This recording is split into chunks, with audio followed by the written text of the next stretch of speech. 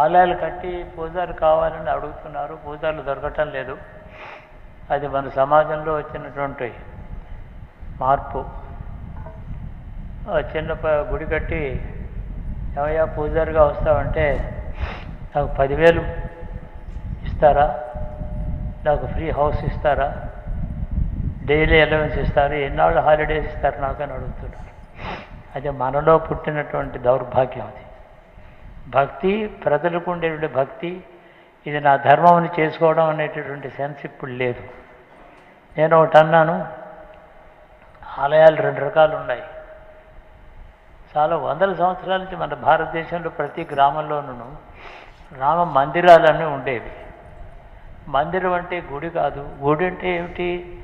వేద మంత్రములతో యంత్రం వేసి ప్రతిష్ఠ చేసి నిత్యం ధూపదీప నైవేద్యాలు వేద మంత్రములతోనే అర్చన చేసేటట్టయితే అది వైదికమైన దేవాలయం. కానీ రామ మందిరాల్లో రాముడి విగ్రహాలు అక్కడ పెట్టుకుని గ్రామస్తులే పూజలు చేసుకున్నారు, గ్రామస్తులు ఉత్సవం చేసుకున్నారు, గ్రామస్తులు కళ్యాణం చేసుకున్నారు. గ్రామస్తులు అంటే పాపం రైతులు, పేదలు అందరూ కలిసి ఇంత అటుకులతో ఏదో చేసి తీసుకొని నైవేద్యం పెట్టి ఉత్సవం చేసుకున్నారు.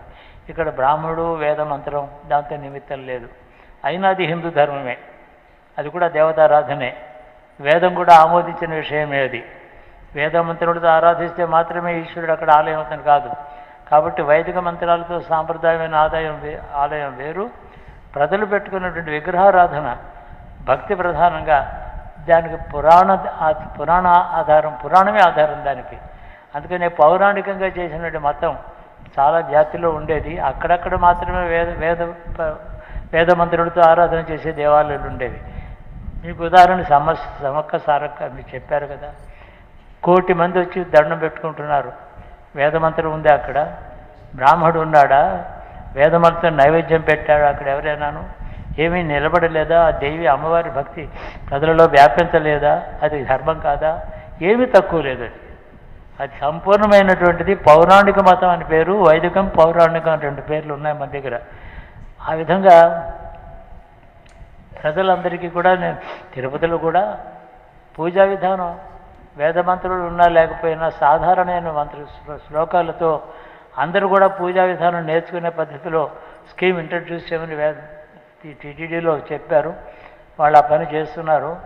కేవలం బ్రాహ్మణుడు వచ్చి మడిగట్టుకుని పూజ చేసి నైవేద్యం పెట్టాలి, దాని మీద ఆధారపడకుండా చక్కని విగ్రహాలతో ఆరాధన చేసుకునేటట్టయితే అది హిందూ ధర్మమే, అది వైదిక ధర్మమే అని గుర్తుపెట్టుకో.